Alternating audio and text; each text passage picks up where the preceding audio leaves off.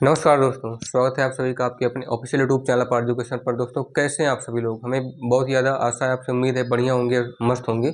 और हमेशा की तरह इस वीडियो को कंटिन्यू देखने के लिए आप लोग हमारी वीडियो का इंतजार कर रहे होंगे। तो आपका इंतजार यहीं पे फिर से ख़त्म हुआ। ठीक है, आपके लिए करंट अफेयर्स की तरह जिस तरह हमारी वीडियो चैनल पर आती है आपके, उस तरह ये दैनिक समसामयिकी में जीके जीएस के साथ, ठीक है, कुछ ऐसे महत्वपूर्ण बिंदुओं को जो कि प्राचीन इतिहास से शामिल है। प्राचीन इतिहास मतलब एंशिएंट हिस्ट्री। ठीक है, इतिहास 3 प्रकार के होते हैं, पता है आपको, एंशिएंट, मेडिवल एंड मॉडर्न। प्राचीन, मध्यकालीन और आधुनिक।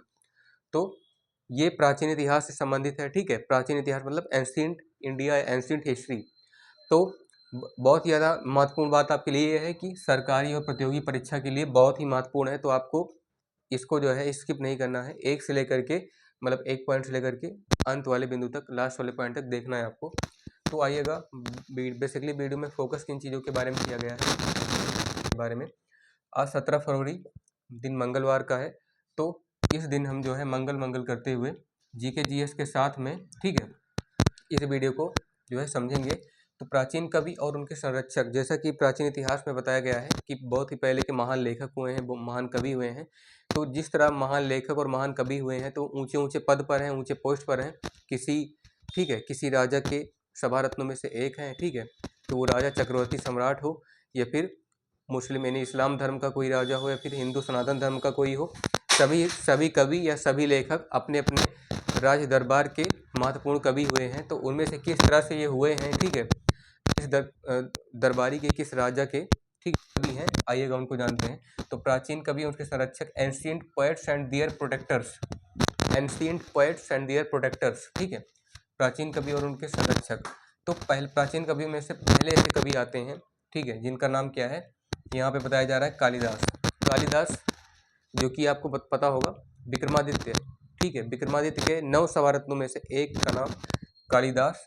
ठीक है, बहुत ही माने जाने कवि हैं, जिन्होंने अभी हमने इसके पिछले वाली वीडियो में बताया था, अभिज्ञान शाकुंतलम, रघुवंशम, विक्रमोर्वशीयम जैसे महान नाटकों की रचना की है तो कालिदास ने। ठीक है, कालिदास विक्रमादित्य यानी कि चंद्रगुप्त द्वितीय, विक्रमादित्य को चंद्रगुप्त द्वितीय कहा जाता है। तो चंद्रगुप्त द्वितीय में आप लोग कंफ्यूज मत होइएगा, चंद्रगुप्त सेकेंड। ठीक है, तो चंद्रगुप्त फर्स्ट वो वाला चंद्रगुप्त जिसने धनानंद को हराया था, है ना, अपने गुरु चाणक्य की मदद से।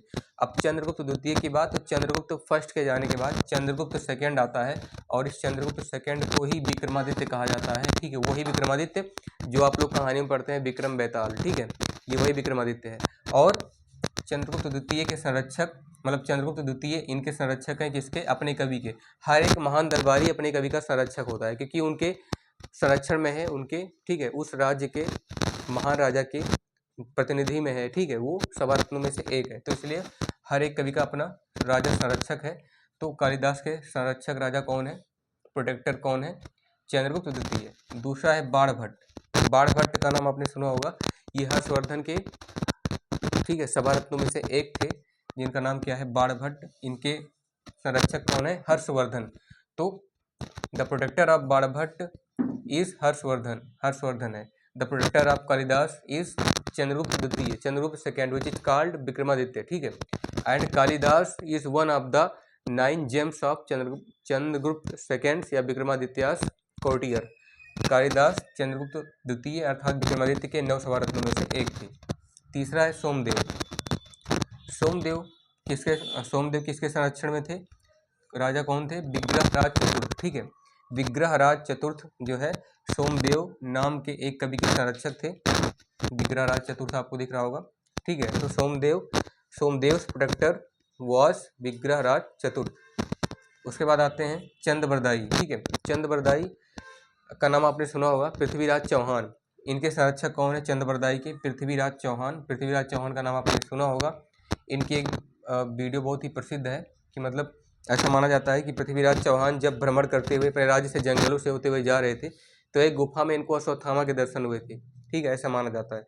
तो एक ऐसा कुछ लोगों की मान्यता भी है कि अश्वत्थामा वही जो महाभारत में जो है बच गया था। ठीक है, कौरवों की ओर से लड़ रहा था अधर्म का साथ देते हुए। तो इनको जो है अश्वत्थामा जैसा कुछ दिखा था गुफा में। तो पृथ्वीराज चौहान किसके संरक्षक हैं? चंद्रबरदाई के। ये जानना आपके लिए महत्वपूर्ण है कि चंद्रबरदाई जो कवि हैं उनके संरक्षक कौन है, तो पृथ्वीराज चौहान है। ठीक है, फिर बदायूनी, ठीक है, बदायूनी जो है 5वें कवि हैं यहाँ से, ठीक है, इस लाइन से 5वें कवि बदायूनी। बदायूनी जो है इस्लाम धर्म के माने जाने राजा, माना जाना सम्राट जो है अकबर। तो बदायूनी अकबर के संरक्षक, बदायूनी के संरक्षक अकबर था। तो Akbar was the protector of Badayuni. फिर फैजी, इसके बाद आता है फैजी। अकबर के दरबार के भी कुछ ऐसे महान कवि हुए हैं, बदायूनी, फैजी, अबुल फजल। तो बदायूनी के बाद फैजी आता है। फैजी के संरक्षक भी कौन है, अकबर है। तो the protector of Faizi is Akbar, was Akbar, क्योंकि अकबर इस समय है नहीं, तो फैजी प्रोटेक्टर वाज अकबर। फिर अमीर खुसरो, ठीक है, माने जाने कवि हैं। आपसे दोस्तों बता दें, आपको पता भी होगा कि सरकारी प्रतियोगी परीक्षा में एक एक नंबर में ऑप्शनल में पूछा जाता है। अगर ऑप्शनल में नहीं पूछेगा तो आपके मतलब 2 ही टाइप के पूछ सकता है। तो ऑप्शनल में एक नंबर में ये तो एक लाइन का एक शब्द का उत्तर, ठीक है, तो एक नंबर में जरूर पूछता है। तो आपका एक एक नंबर का प्राचीन इतिहास से कवर हो जाना चाहिए। प्राचीन कवियों में से अगर कोई एक पूछता है, कोई एक भी फंस गया तो समझ लीजिए आपका एक नंबर कन्फर्म है। ठीक है, तो एक नंबर से आपको पता होगा, बहुत ही ज़्यादा महत्वपूर्ण है आप लोगों के लिए। एक नंबर से आदमी फेल होता है और एक नंबर से ही क्या होता है, पास होता है। तो अमीर खुसरो क्या होगा, अमीर खुसरो किस दरबारी का जो है, मतलब किस राजा का दरबारी कवि था। तो अमीर खुसरो अलाउद्दीन खिलजी, ये भी इस्लाम धर्म का जो है एक माना जाना शासक है जिसका नाम है अलाउद्दीन खिलजी। तो Amir Khusro was the poet, famous poet of Alauddin Khilji courtier. Alauddin Khilji was the protector of Amir Khusro. ठीक, क्योंकि जो जिस राजा का दरबारी कवि है, एक हिसाब से उसके संरक्षण में है, उसकी रक्षा उसका राजा करने, मतलब उस दरबारी कवि की रक्षा करने का अधिकार उसके राजा को है।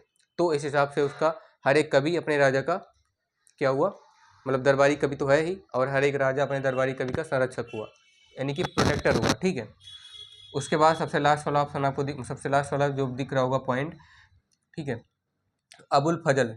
ये अबुल फजल भी जो है अकबर के दरबारी कवि हैं, दरबारी कवियों में से एक हैं। एक और है, आपने लोगों ने नाम सुना होगा, तानसेन, ठीक है, जो ऐसे कानों पे हाथ लगाकर ऐसे करके गाते थे आ करके, ठीक है, तो उन्हें तानसेन कहा जाता है। लेकिन अबुल फजल भी, ठीक है, तानसेन के बाद, तानसेन के हो सकता है पहले जो सिंगर रह चुके हैं अकबर के दरबार के, तो ऐसे अबुल फजल भी हैं, ये भी तान तान छेड़ते थे, राग गाते थे, है ना। तो अबुल फजल अकबर के दरबारी कवि थे। Abul Fazal was the famous poet of Akbar square and Akbar was the protector of Abul Fazal.